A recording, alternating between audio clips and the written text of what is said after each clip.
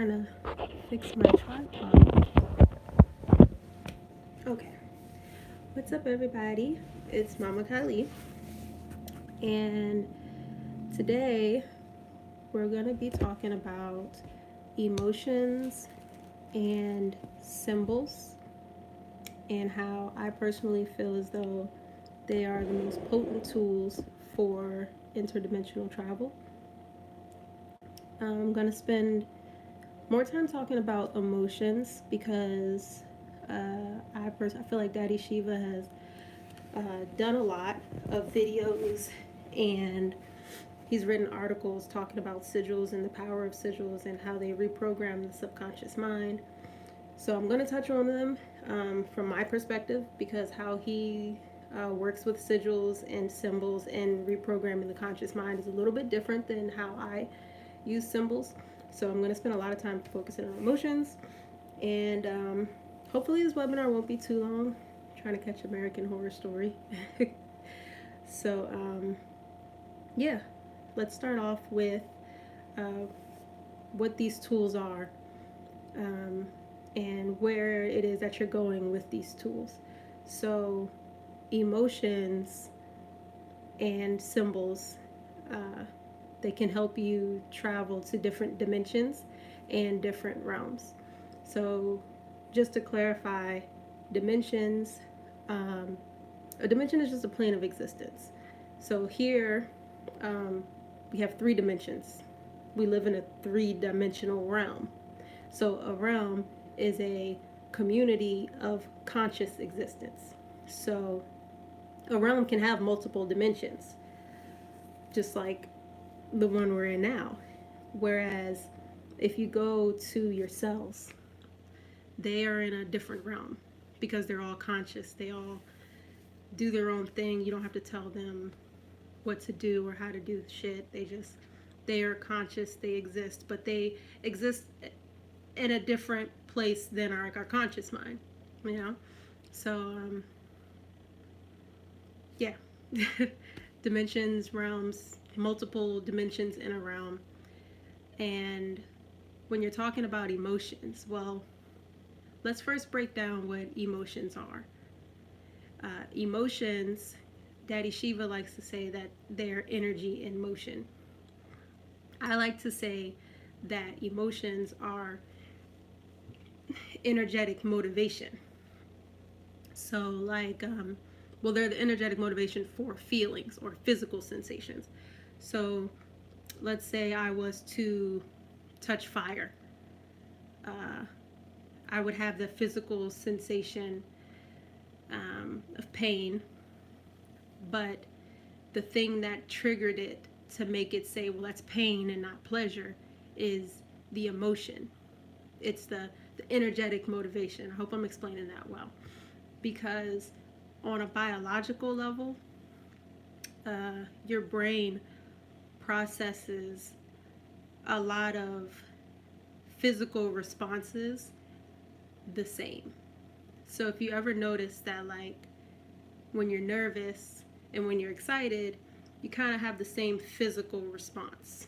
Your hands might get sweaty, your heart starts to race, like you get clammy. But those are, even though they're two different emotions or feelings, you have a different physical. I mean, well, you have even though you have the same physical response, you have different emotional responses, I guess, or your feelings are different.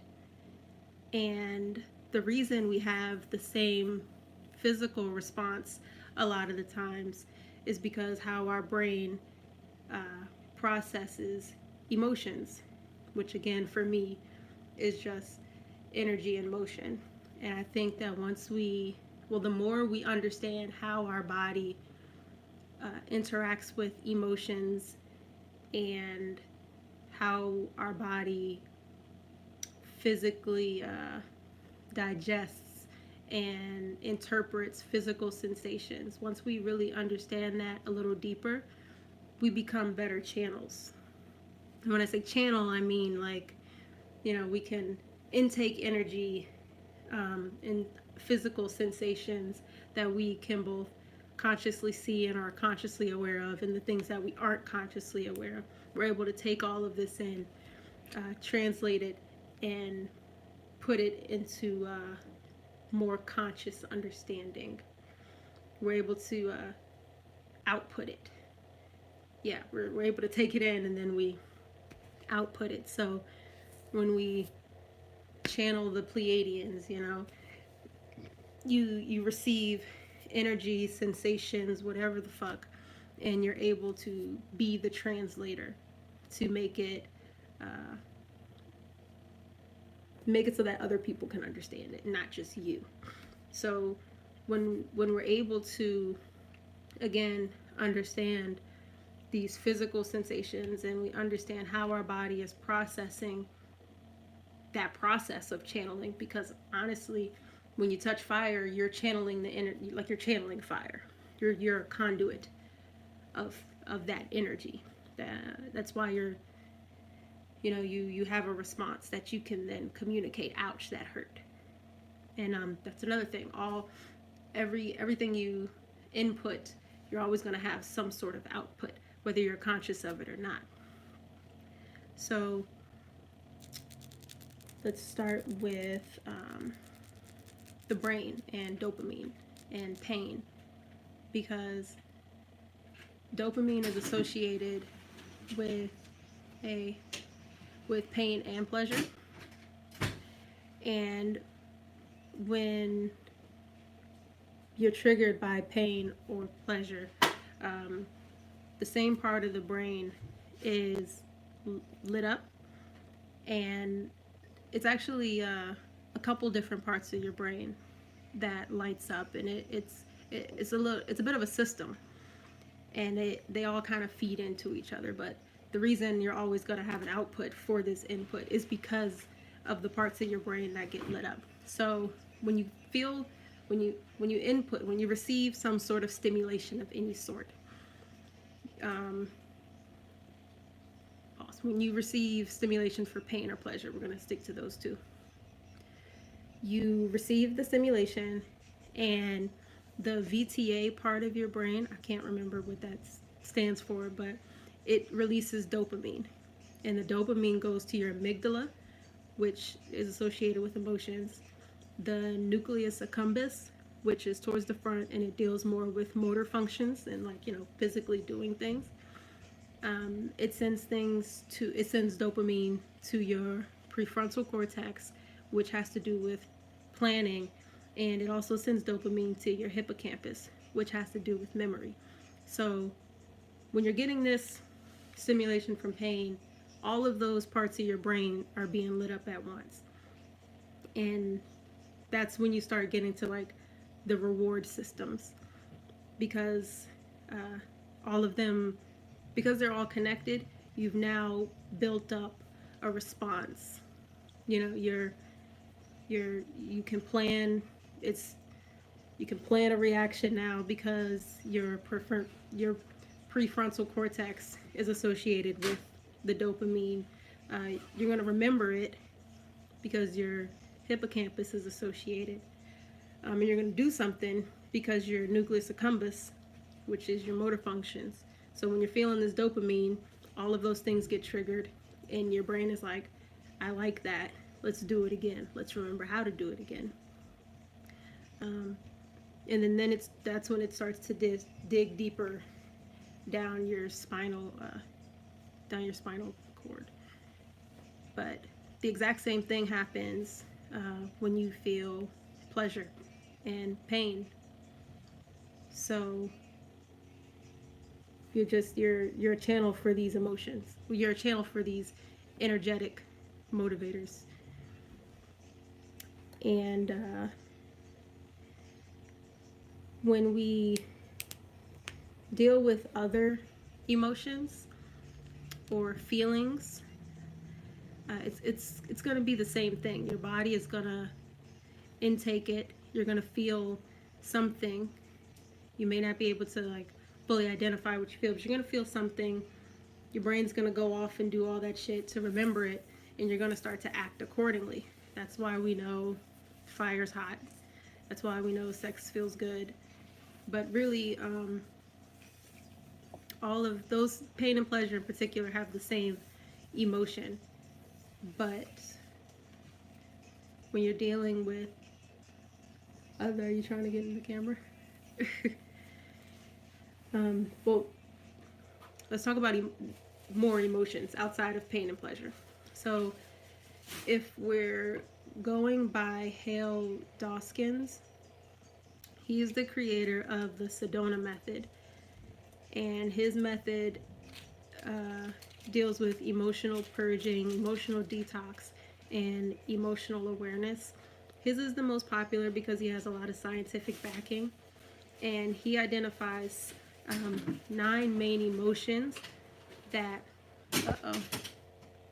he identifies 9 main emotions that then feed and fuel and are motivators for other physical feelings.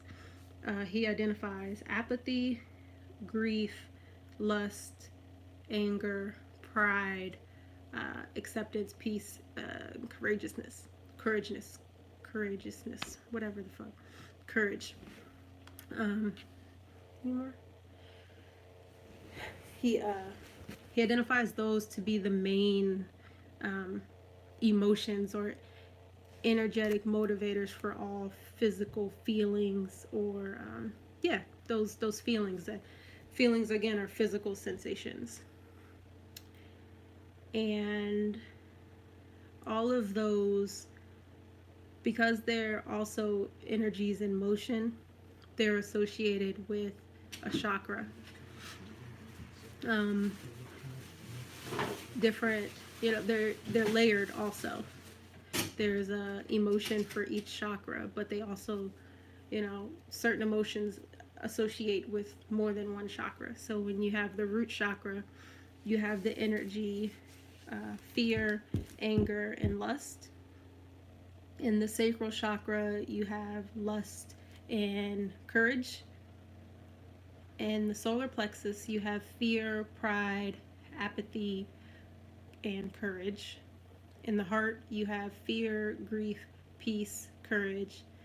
In the throat, you have courage. The third eye, you have acceptance and peace. In the crown, you have peace and acceptance.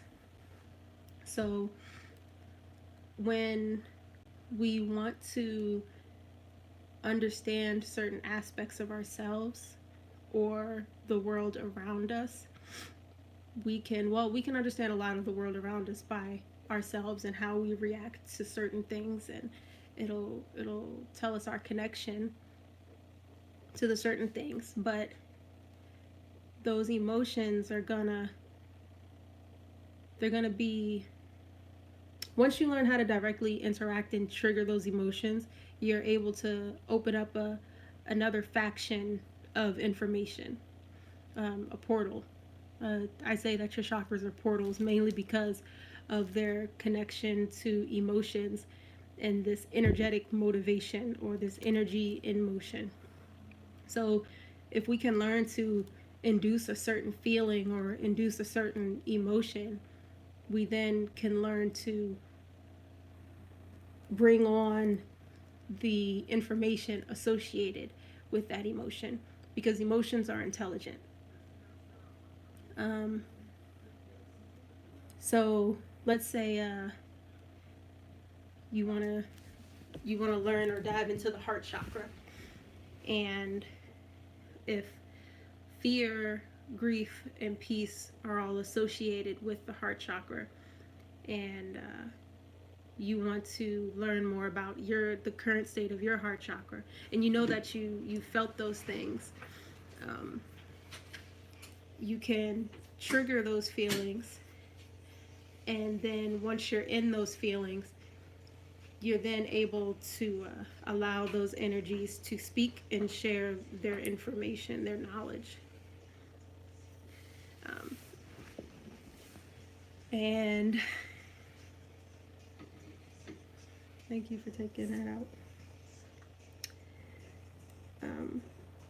Yeah, because each one is associated to its own chakra and its own faction of knowledge.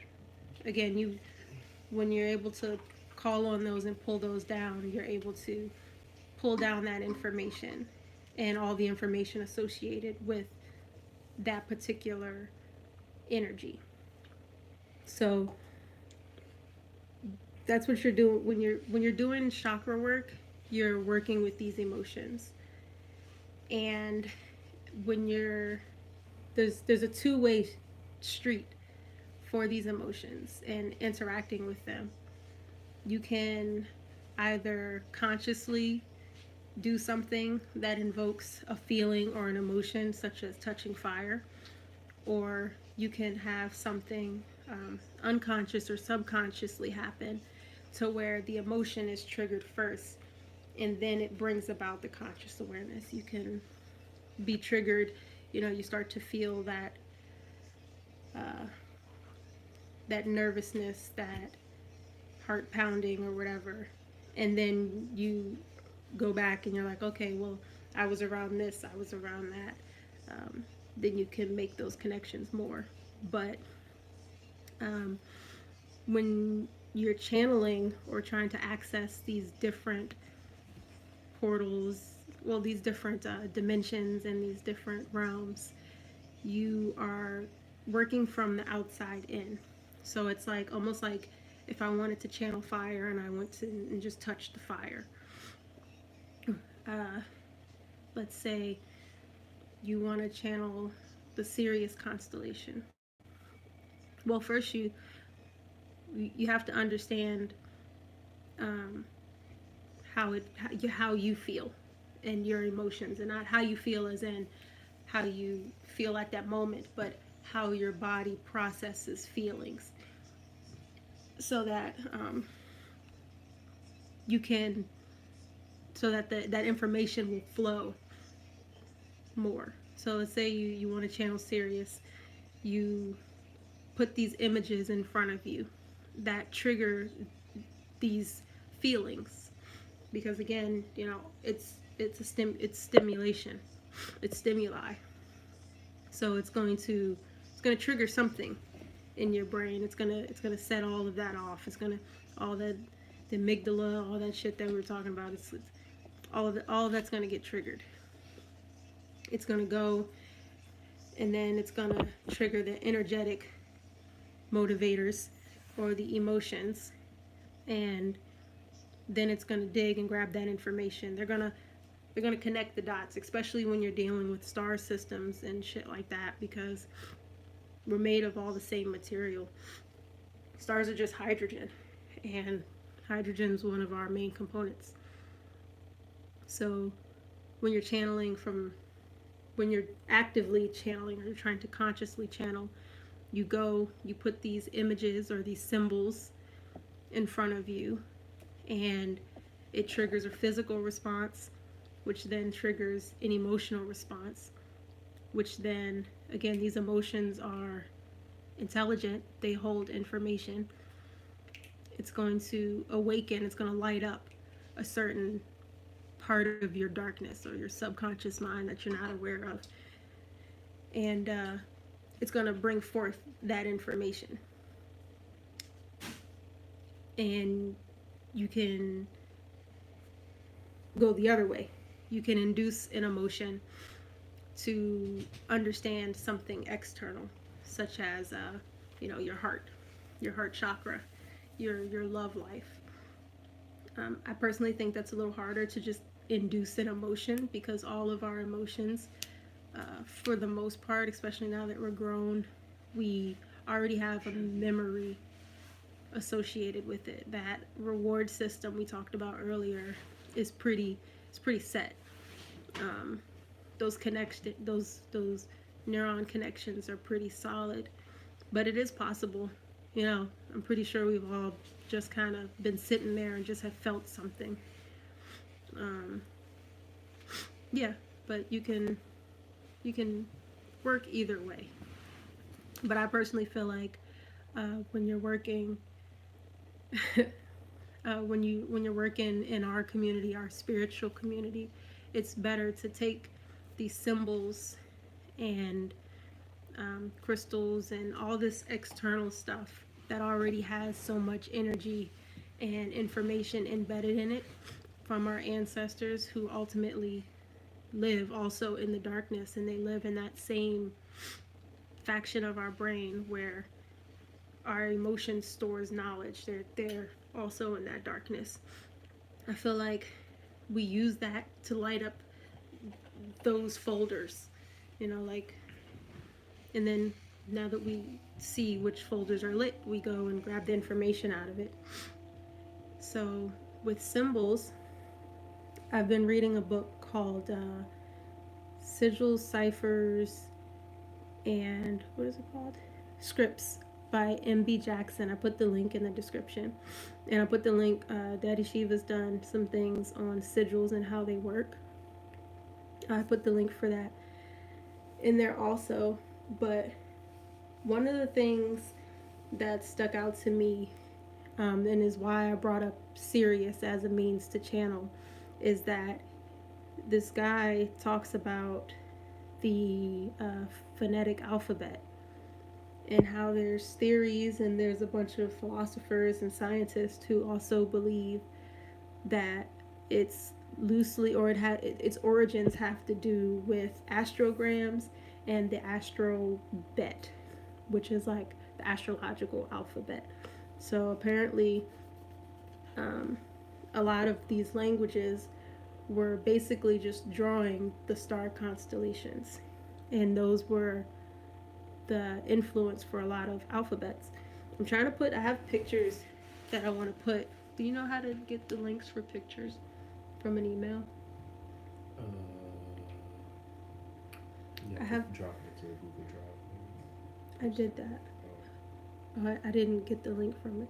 I'm gonna put the pictures from. There was a couple pictures from the PDF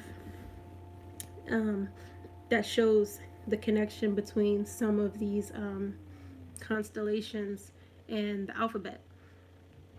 And we know symbols and sigils speak to the subconscious mind, but if we want to channel Sirius, like we said earlier, and it's gonna induce those emotions, but it's up to us to be able to, again, understand how our body feels, so that way we can get the information that the emotion is containing. When we when we're dealing with these constellations in Sirius, we can create our own symbols and sigils using the constellations. It's just like a different technique for creating sigils. Because the most popular way is kind of just writing out what it is that you want, and then turning it into art. But you can make it more subconscious friendly, I guess we can say, because your mind already, the subconscious already works in symbols and sigils. But if we're gonna if we're gonna do that, if we're gonna use like the celestial alphabet, which is also, I have a picture of it. I'm gonna put in the link, in the box. I feel like it's just an easier way to talk to not only your ancestors who created it and it's inside of you, but it's an easier way for you to communicate with those star systems that are also inside of you. Like I said, it's hydrogen, so there's a connection, and you're made up mostly of hydrogen. It makes me think of that episode of Adventure Time. There's a show, Adventure Time, and there's this princess, and she's made out of bubble gum, and she actually has like a superpower where she can like make jelly beans out of her hands. But she had to go kind of scientific with being like awakening that power. She had to remind herself that, well, jelly beans are made of sugar, spice, everything nice. And she was like, well, I'm made of sugar, spice, and everything nice, but my spices first, then my sugars first. So then she basically rearranged those components inside of her to make the jelly beans in her hand. So I think with working with these like go back to Sirius, if we were to work with Sirius and that energy is inside of us, just like Sugar Spice and everything nice was inside of her, we can rearrange it and manifest it in front of us. We can control it more. Can I interject? Yeah. All right. This really isn't my podcast, webinar, whatever the hell. I just want to say this. We're not figuratively speaking about these celestial bodies being inside of you. No, This is stars are hydrogen, and we no, are made not of hydrogen. even beyond just the chemical component of it, because carbon is only made in stars. You see what I'm saying? So you're Mhm. already quantumly entangled to every star that there is just by you being carbon based or Right. carbonated or whatever. That's the what hell it you is, want to place quantumly it. entangled. That's what it was that she was able to rearrange in her mind and say, well, I'm made of the same stuff, so let me Boom. bring it together the same to make So on an this. even greater level, if we're dealing with, like you were saying, the different neurological pathways that exist in the brain, and we're Mhm. dealing with the neuromelanin as it functions within the nervous system, right? There are actual heavy focal points of melanin, neuromelanin, within the brain of all humanity that correspond to all the constellations in the sky. All of them. All of the major constellations you can think of, you can find a neurological correspondence in the brain to these star systems. So we're not just out here saying, oh yeah, um, this star's inside of you, you know, just on some hippy dippy shit. Once again, dark light consciousness. My dog, Dr. Bynum, laid this shit all the way out. I'll put the link for that If in the you can, description. if you even want to sit through that shit and read it, cool.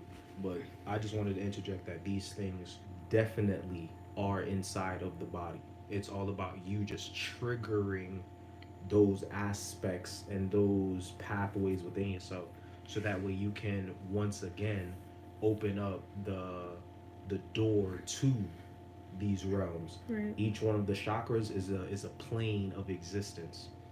You see what I'm saying? You put the T to the end of plane, you get planet. You see what I'm saying? So every planet is really just a plane or a level of existence or a doorway to different levels of consciousness. Each one of these chakras Yeah. is a different plane or level of existence that you can access quite easily. So when you're working with these chakras, you're working with these dimensional doorways, these dimensional frequencies. You see what I'm saying? So that's why when I kind of worded the email, you see what I'm saying, to send out for this particular thing, I talked about traveling through inner space because there is no outer space. Or at least not the way you think of outer space. You see what I'm saying? What you see externally is really just a projection of what's going on internally. So if you really want to travel these dimensions and go to these different places and communicate with these different beings, you're going to have to go within to actually do that, because that's where all of the technology to do so is actually located. Right. Thinking you about to hop into a spaceship, your favorite rocket ship, and zoom through the sky, not happening. Especially when we know for a fact that they coat these spaceships in heavily pigmented substances, which are analogous to melanin, which is inside of all humanity.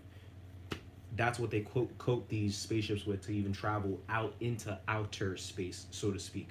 You see what I'm saying? So I definitely wanted to just interject the fact that all of these things are internal. You see what I'm saying? Yeah. That's why I was talking a lot about emotions, because I called them the energetic motivation. That's for these, that's for fire. For these I feelings. heard when you said that. I think that's a great way of thinking about it. But they're intellectual. They all have their own folders of knowledge. Mm-hmm. Now, I'm super left brain, so I make a lot of computer references and like biological references. No, actually, the folder thing is fire because that's how the brain actually builds itself. It enfolds. Yeah. So I think there's a lot of times where we may be channeling things around us, whether it is something, super celestial like Sirius, or it's something, more local like the tree in front of your house. I think sometimes we'll feel it. We'll feel. I think we'll receive the energy. The emotions will do their things, but we get confused because we have so many different layered feelings or those physical sensations that we have yet to fully decipher. that we don't understand what it is the tree is saying to us.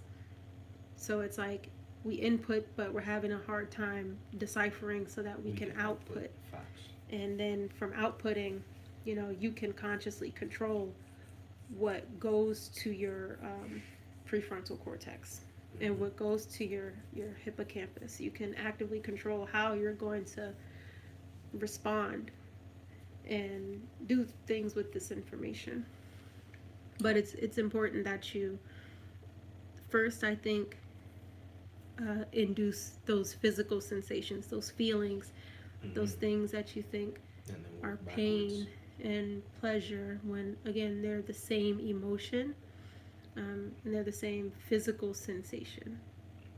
So it's all about the perspective on it. Yeah, it's about the perspective. And when you trigger these emotions, which the guy who I was what's his name, Hale, the Sedona method guy I was mentioning earlier, when you trigger these emotions, you're then face to face with them and can analyze them, deprogram a lot of associations that you had with them before, and then open yourself up to, you create more space in the computer. That's actually a very interesting thing that you bring up right there in terms of deprogramming the association.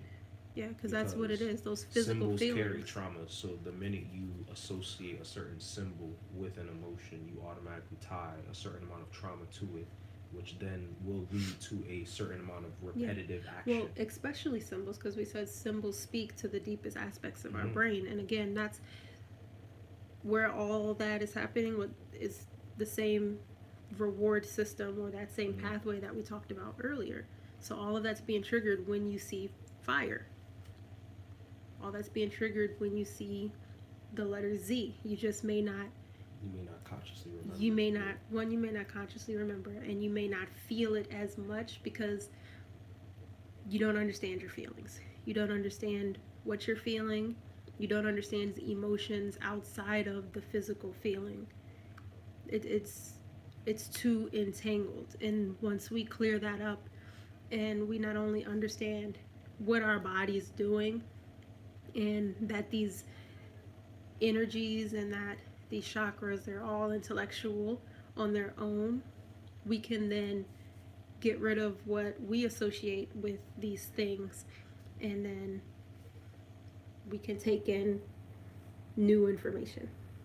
Now we know what the tree is trying to say to us, because when it invoked the emotion fear, we were not like, oh, there's a bad spirit around that tree. Maybe the tree is trying to tell you something else. That fear as an emotion holds in its folder of information. Yeah, easily conveys. Yeah. So that's my main thing for channeling and traveling.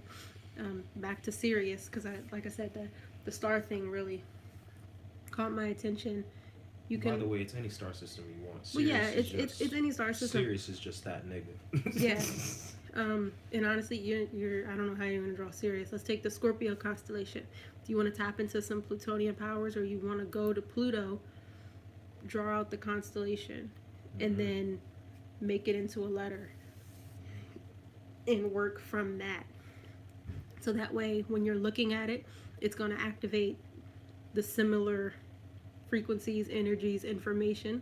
It's going to light that part up inside of you, and you'll be able to access that information that's ultimately inside of you anyways. You're just using external stimulation, as opposed to you being triggered and then working from the inside out. You going through an experience that you can't quite understand and then deciphering it. It's like, bring these things onto you.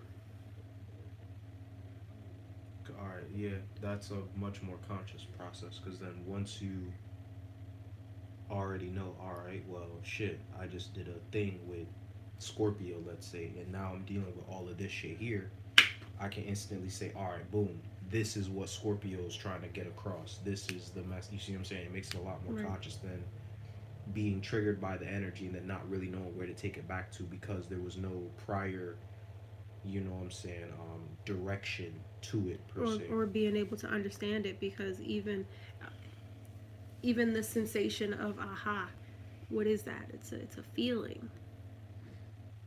So if you don't understand your feelings and how you physically respond to these things and which emotions are triggering these feelings, you're not going to understand what it is. That's motivating the emotion and where it's Exactly. coming from, right?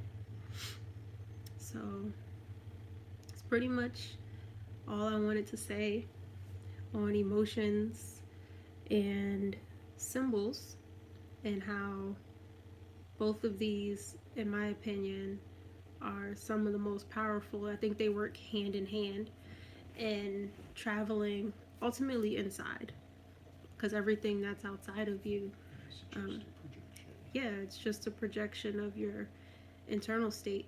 And then from that interdimensional travel, that's when after you take enough trips, you can build your own city. You can change after you've been to the place where the projector is playing. You can then go and change the reel and start to project a different movie into your reality. But you first have to know, how to drive the car, that emotional car. You have to know how to travel to these places in your subconscious, and you have to know when you're there. So that's pretty much it. Hopefully, I explained everything well. I'm going to put I have a couple links in the description box. I'm going to update the links with some more. Um, I'm going to try to get those pictures to you. Those pictures from that book would help a lot. Is there anything else you wanted to say? I just want to say more than 90% of what your DNA actually does has nothing to do with protein synthesis, which is really what they talk about when they talk about the active 3% of DNA. You see what I'm saying? Or the active 5%, the active 10% of DNA, whatever the hell. The active 10%, 5%, 3%, whatever the hell, that they talk about with DNA is just protein synthesis, right? Mm-hmm. The rest of it they call junk DNA because technically they say it don't do shit. It completely incorrect. What this junk DNA actually does is the reception and transmission of electromagnetic frequencies. You see what I'm saying? On a greater level, electromagnetic frequencies are sound because sound, as it really is just any vibration. Every vibration makes a sound whether you can hear it or not. The human audible range is very limited. So, with that being said, please understand that when you're utilizing these symbols to activate these emotions, to communicate with the subconscious mind, to travel to these different dimensional layers of consciousness, what you're actively doing is tuning the antenna of DNA to specific channels, specific frequencies that are already in existence, that are already Mm-hmm. happening. It's no different than pressing the channel button on your TV and changing the station that you're watching. It's no different than turning the dial on your radio and changing the station that you're listening to. All you're doing is using a tuning fork, so to speak, which would be the symbol, to line your DNA up to receive and transmit energy from a specific place to a specific place. Mm-hmm. You see what I'm saying? That's really all that we're dealing with, and I really want to make this as left brain as possible because a lot of, once again, as I always say, a lot of this shit ends up being very hippy dippy, Yeah, very and much just. I think that's what it is with emotions and feelings. People don't look at them as like And that was these my big thing a scientific couple months ago was processes. that emotions are intelligent. Like they're not just. Just like the cells in your body, you don't have to tell them what to do. They just do They it. do it, and they produce things that sometimes we're not aware of, and sometimes we are aware of. All right.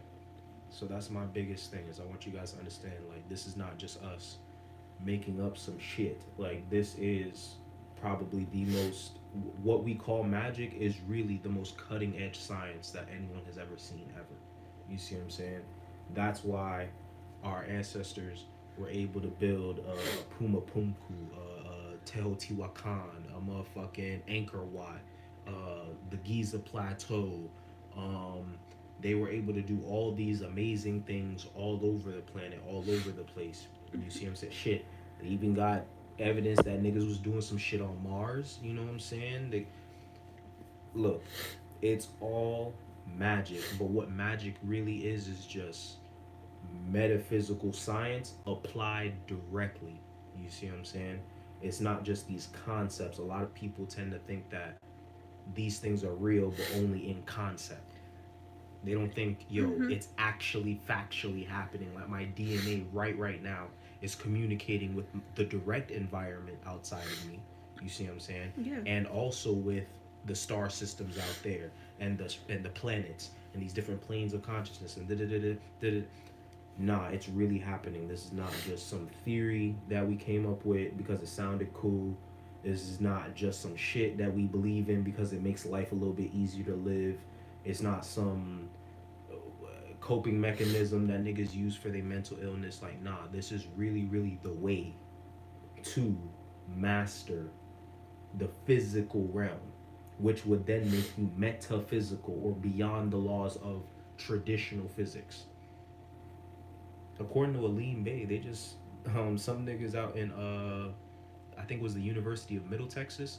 They just created a sound wave that was super luminal. It traveled faster than the speed of light.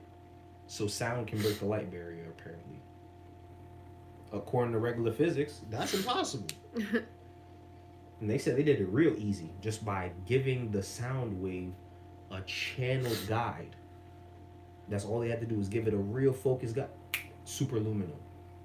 So this is where God said, "Let there be light," and then there was light. But what was God in that darkness? The Word. So the Word made. Oh, okay. Sound is now superluminal. So here we are, about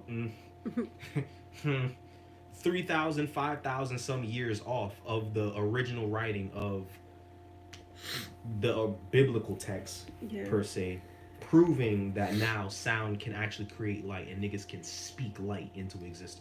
Here we go, just by the directed. So that's all I really wanted to say. Back to what you said about your DNA interacting with the stuff around you. Epigenetics. Yeah, that's another thing. So Full science. when you're consciously inviting in these energies, which is these sensations and everything that comes along with it, you're gonna. So let's go back to Scorpio. If you're staring at the Scorpio constellation, you're gonna, make that connection between your DNA and what's going on out there, and you're gonna learn about you first and your place and your positioning and your reasoning of having a connection to that energy first before you then understand greater things. Right. So I'm going to learn my connection to Scorpio before I learn the external Personality secrets, traits. before I learn other information that doesn't pertain to me.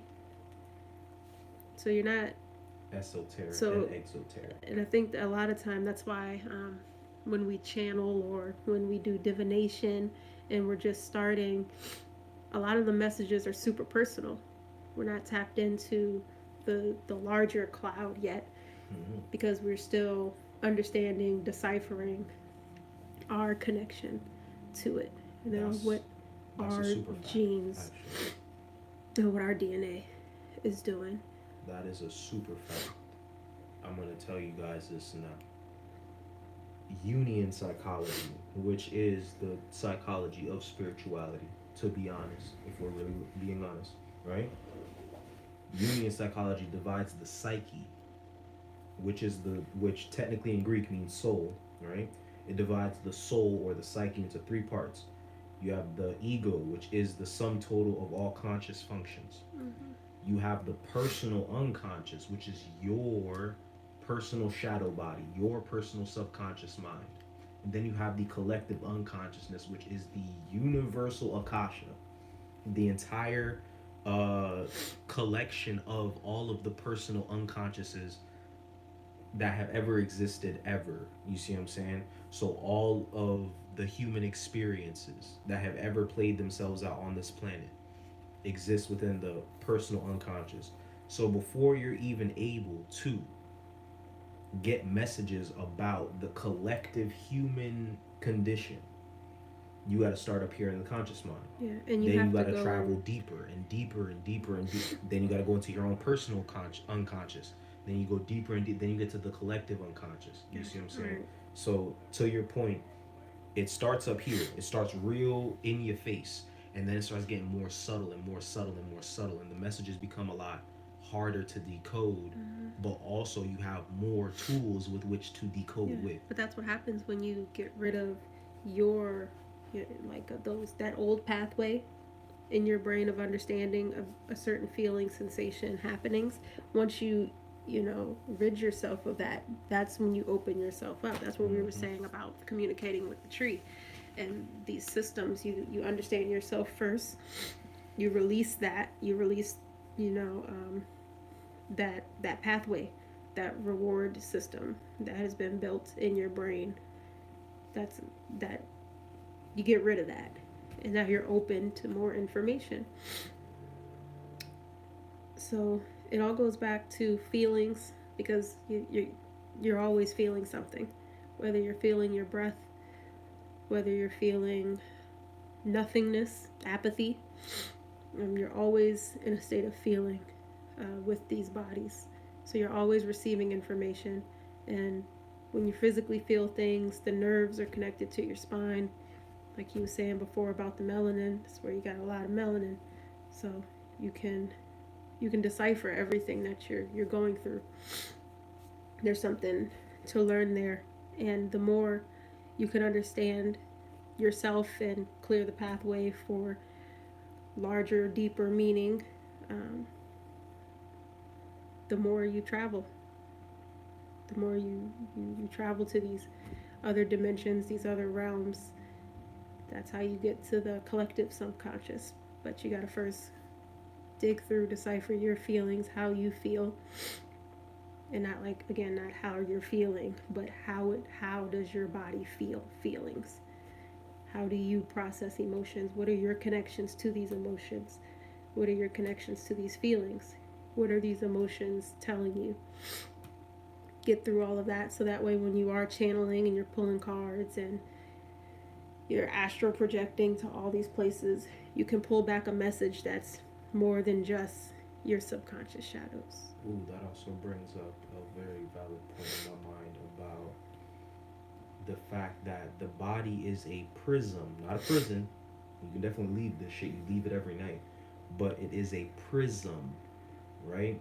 What does a prism do? It takes one coherent beam of light and scatters it into all of its constituents, so that way you can actually see the inner workings of that one coherent light beam.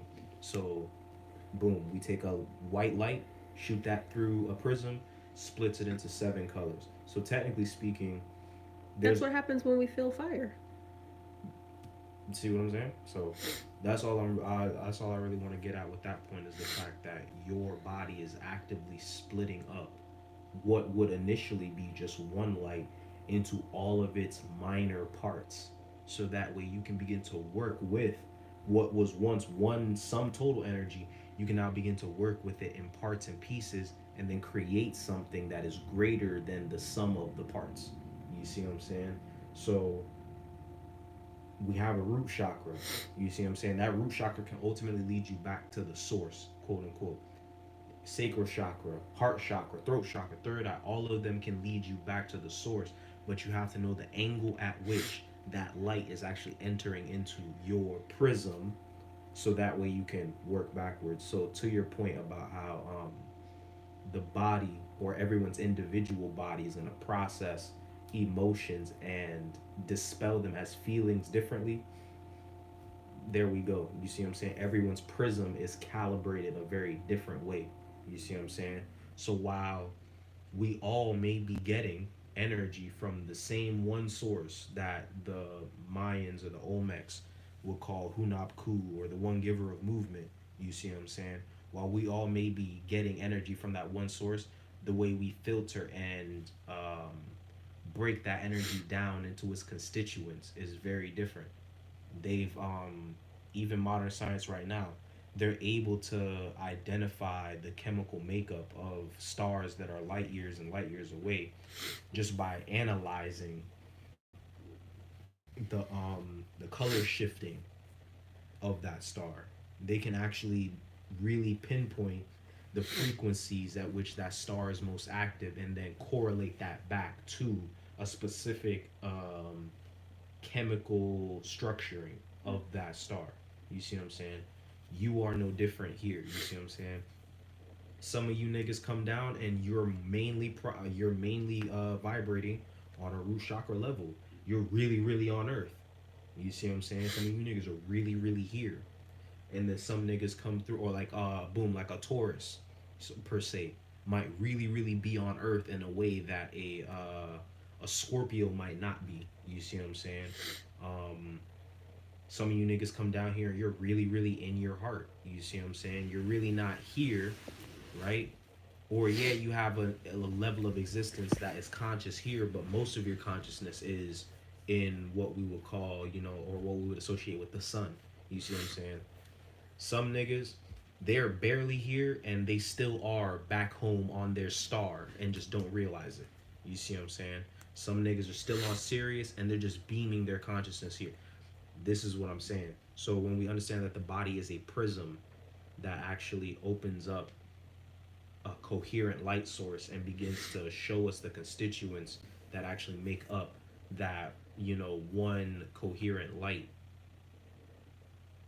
that's when we really begin to understand, you know what I'm saying, just how unique our personal experience of emotions actually is. What red does to me and what red does to you, two completely different things. But You red see what is I'm saying? still red. But red is still Regardless. red regardless. Red is objective. Same with emotions. Boom.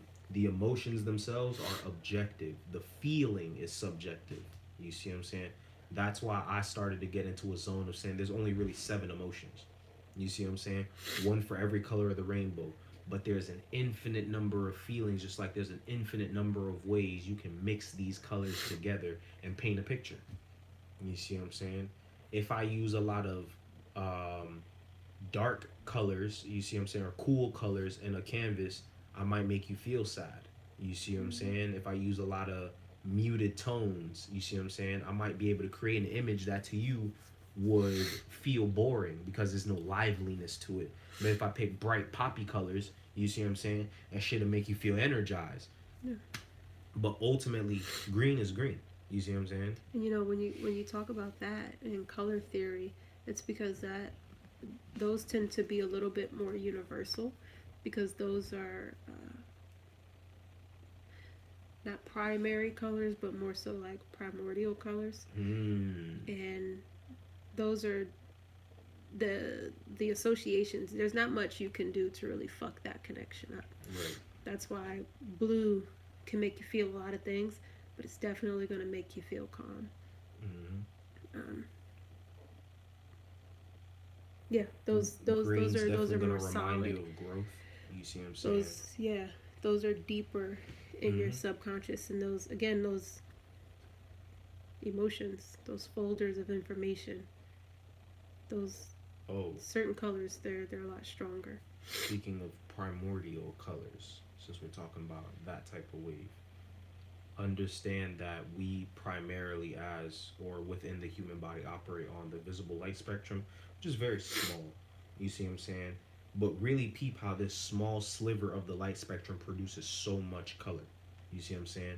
So much reality exists within just this tiny little bit of the light or the electromagnetic spectrum, right? Boom. There are seven primary colors. There are also seven primary electromagnetic frequencies. You see what I'm saying?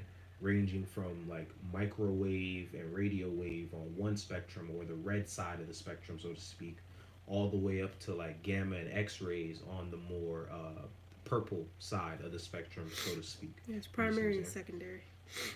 Boom. And then there's that one that starts with a T that I should know. Tertiary. Yeah, that shit.